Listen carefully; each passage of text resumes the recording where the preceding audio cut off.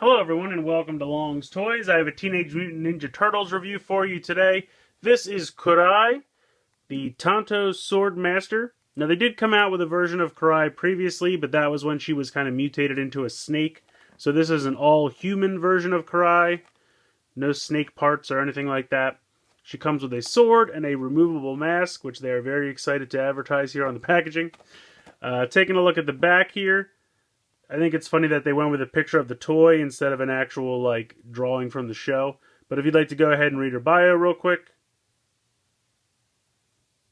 Alright. Looking at the back packaging here, not really anyone we haven't seen before. Armagon is here, which I reviewed previously. Kurai is now added to the packaging. Got the Space Casey and April. Some weird spitting water versions of Raph and Mikey. So there you go. But yeah, regardless, pretty standard packaging. We're going to go ahead and pop her out of the packaging and take a closer look.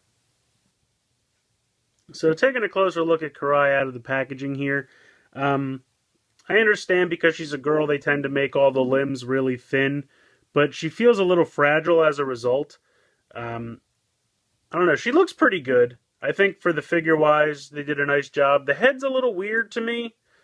It just, I don't know how to describe it. I don't know if it's just a little too big for her body, or if the eyes are just a little too weird. I don't know. There's just something I feel like it's just a little off. I'll try to get a little bit closer so you can see. I'm not really sure what it is. It's just a little weird. Articulation-wise, the head is on a ball joint, so that can move up and down and side to side. You have the standard kind of shoulder joints where it can move in and out and then swivel around. The arms, unfortunately, are one solid piece. There is no elbow or wrist articulation. I kind of get it because it's so tiny and thin that if they try to put a joint in there, it's not going to happen. There's no room. It's too brittle or too thin. So, in an effort to not have the arms snap in two, they decided to make it one solid piece, so I understand that. You do have a swivel here at the waist, but mine's kind of loose. And also my hip joints are kind of a little loose. Pretty much the same kind of joint as in the shoulder where it can swivel around, but then also in and out. But yeah, I don't know, they're just a little loose on mine. Then you do have almost 90 degrees in the knee. Again, no ankle or anywhere else. There's no swivel at the cuff of the boot down here or whatever, just because it's a little brittle. Or, I mean, it would be if you tried to add too many joints in, I think, because it's so thin. So, I don't know. Plus, she just seems a little bow-legged here where the hips are. Just kind of the way they're connected, it seems like the legs are like almost outside of her body. Like the joints are just a little weirdly done. I don't know. You can get her to stand easy enough, I guess. But I kind of just feel like the hip joints were done a little strangely. Plus, you can't really, turn... you can't turn this out to the side because this is the hinge. So I feel like they should have put the hinge... I don't know. I mean, this way you can have her kick forward, which I get. But because there's no extra swivel here, that's all you can do. So if you want her to kind of crouch, you can really only have her in this, taking a dump pose. There's no, way to not have her look ridiculously bow-legged unless you completely stand her straight up like this, and then she kind of looks a little strange and stiff. She does have the removable mask that they advertise on the packaging, and that just kind of sticks to the face from friction. It doesn't really clip on or anything. It looks okay, but it kind of accentuates the strange eyes. So I don't know that I like it all that much.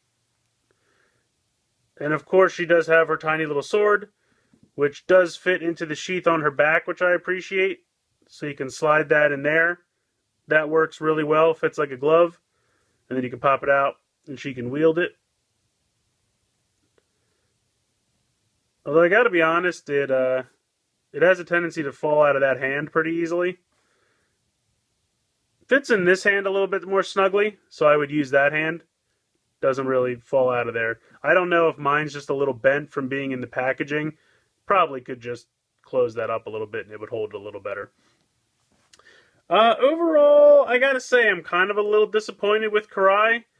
I wasn't super excited about the snake version either because the way they did the like snake head helmet, I would have rather that was two different heads you could pop on and off. I do understand that these figures are less than $10 a piece, so there's a budget involved. But I think like the hips were just if they fixed the problem with the hips, maybe just turn the like if they would have made it so that that's how the kick went, or even just add a little swivel right there where the piece of plastic was the thickest. I think if they could have put an additional thigh swivel, it would have really alleviated a lot of problems with the stance. And also just the fact that the joints kind of feel outside of her body. They're just a little too external, which makes her look strangely wide in the hip area, and it just looks unnatural to me.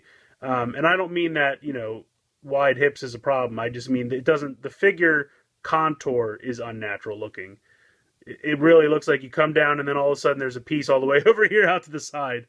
Kind of the same problem that like the lady Rangers for the movie figures had, which the normal figures didn't have that problem, but the movie ones did, and this kind of suffers from the same thing where the hips are just a little too outside of the body.